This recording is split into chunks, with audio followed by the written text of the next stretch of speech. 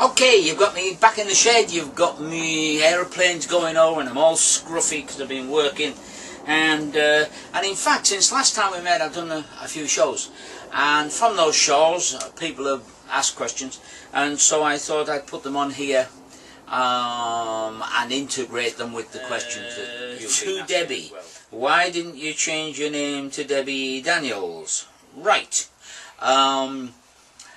It used to be a performer in show business, you had to be registered with Equity, the union, and you registered as, in her case, Debbie McGee. Now, that's fine. When you get married, you don't have to take the name of your husband if you don't want to. You just stay as you are. So for working purposes, Debbie stayed Debbie McGee, the lovely Debbie McGee, and outside and on the passports she is Debbie Daniels. So there you go. What happened to your ex-wife Helen Daniels after she left Neighbours? I don't know, I've never watched Neighbours, and somebody lumbered with the same surname, I think, there. Has anything ever gone really wrong when performing a magic trick, and what was the outcome? Have you ever lost a person in a vanishing act? No, things...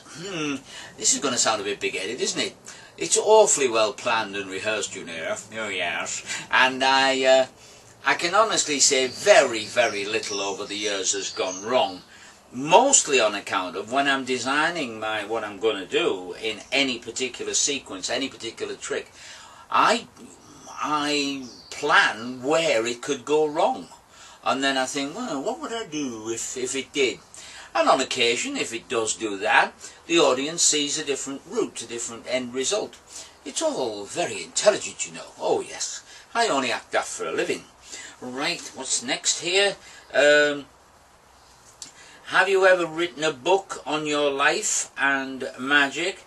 Well, yeah, over the time I've written several books on magic for beginners, you know, how to do it and all that jazz. And I don't know that they're still in print, but I'll bet they're bobbing up on eBay. And my life, yeah, I wrote about my life and called the book Under No Illusion. In fact, the publishers are onto me to update it because it was a little while back now. You can still get it. I think our online magic shop, I think, you know, pauldanielsmagicshop.co.uk, I think they still have some. Right. Can you do any tricks involving a cup of tea? Yeah. I mean, you can do everything that you can with everything else. I mean, you can make it appear or disappear, float in the air. Yeah, of course you can. You can read the tea leaves. Well, you could when they had tea leaves and they weren't trapped in a bag. Maybe there's a new art out there now. The art of reading your tea bag after it comes out. It's all nonsense anyway. It can be fun though. I mean, by all means, go in for all that so-called psychic stuff for fun and just accept it. Yeah, that's great. Does Martin still do magic? Martin's my son. And he's very good. Yes, he still does magic, and he's a bit of a star on the P&O cruise ships. That's where he spends most of his life at the moment, and he's a really funny guy. He was the first one who, as we were walking down the high street somewhere, there was a W.H. Smith's. He says, oh, come with me. And we went in, and this is a few years back, and the woman behind the counter, you know, the girl, she says, can I help you? And he said, yes, the Feng Shui books. She said, yes. He said, they're on the wrong side of the shop. She didn't get it. You probably didn't either. Anyway, what was it like having Louis Theroux in your home? You won't know this, but I think it was Germany that went to the European court and said that once an artist had been paid for recording a television show, when it was shown again and again and again, they should not get repeats. And this was truly unfair, because television companies will record you, as in this case the BBC did with the Louis Theroux show, and then it must have been shown at least 20 times since, using, let's face it, our talents and just showing him, and entertaining more and more and more people who weren't even born when that was made. But we live our life surrounded by the media. They come and take pictures and do interviews and phone for interviews, all that sort of stuff, and you just accept it. So for that period of time, because he was with us for 3 months, you just had the same crew in all the time instead of lots of different ones. And that was Louis. Louis's a nice guy. I like Louis, yeah. I have the Whizbit theme, see, Whizbit again, as my ringtone. Would you like to hear it? Can you remember the words? I hear it all the time, and yes, I can remember the words. Who was that, Karen, if you're tuning in? There was an upsurge in close-up magic in recent years, which is still popular, and mental magic seems to be the vogue at the moment. What do you think the next magical trend will be? Well, it's very funny, you see.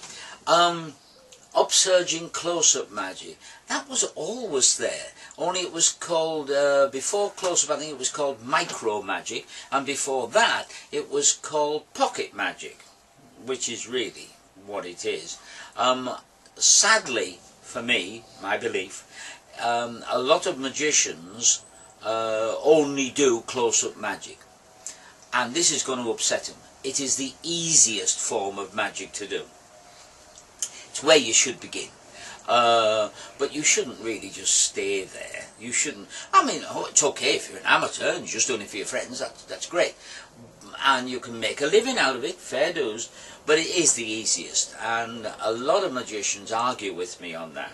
Okay, when you're doing close-up magic, all they're watching is your hands and this, that, and the other. In the main, there are a few exceptional performers, but they're few.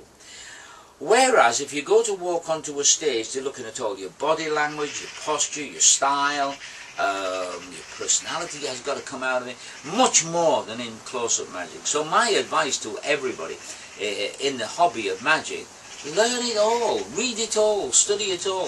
It's such a good hobby, isn't it? Such a good hobby, yeah. What do I think the next trend will be?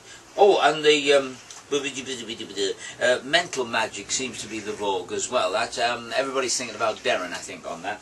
Well, he does a good job too. It's just that in my lifetime, I can remember just after the Second World War. Yes, I was there. I was very young, but I was there.